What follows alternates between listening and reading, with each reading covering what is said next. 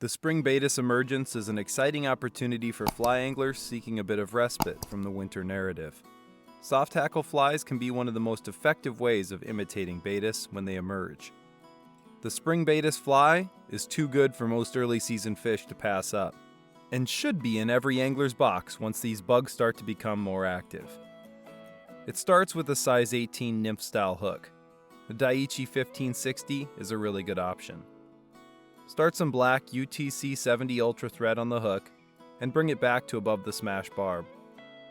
Strip a small clump of fibers from the bottom portion of a black hackle feather. Set aside the rest of this feather for safekeeping. We'll need that in a future step. Tie this small clump of fibers in for your tail. Make them about the same length as your hook shank. And tie down any excess fibers up to behind the eye. Next, secure a section of silver wire by wrapping it down on top of the hook shank, and keeping it there as you bring your thread back to where the tail fibers have been tied in. Keeping your wire on top of the hook shank will retain a slim profile for your bug. Bring your thread back up to the thorax area and use even spiral wraps to bring the wire forward. Secure it at the front and helicopter the excess. The key to this fly, for me, is the purple dubbing ball that makes the thorax. Purple just always seems to catch fish, especially in the spring. Take a very sparse clump of purple Peril dubbing and spin a little noodle onto your thread. You want a fairly decent sized ball for the hackle to prop up against, but nothing too crazy. Wrap your thorax and trim any loose fibers that may stray from the bunch. Finally, we need to track down that hackle feather from before and preen the tip fibers back to splay them out. Trim the tip to create a small notch that can be tied in front of your thorax ball. While wrapping the hackle away from yourself, use the pointer finger and thumb of your offhand to pull the hackle fibers rearward to be trapped under the succeeding wraps. If not all of them get preened backwards, that's okay. We're going to clean it up here in a bit.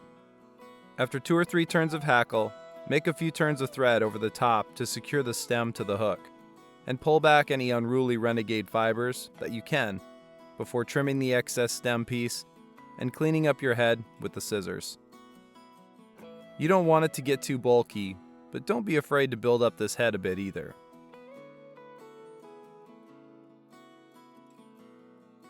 Add a few half hitches or whip finish before reaching for some Sally Hansen's hard as nails. Get a small amount on the tip of your bodkin and transfer it over to the head of your new fly. The finished product will make you proud twice. Once when you tie it, and once when you remove it from the jaws of a hungry trout.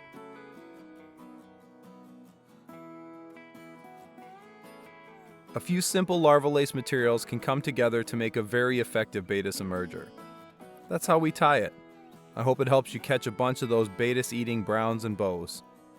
Head over to your favorite fly shop and make sure they have all the Larva Lace products you need to fill your box with some spring Baetis patterns. Go to hagensfish.com or email Lorie to place an order for the best tying materials on the market.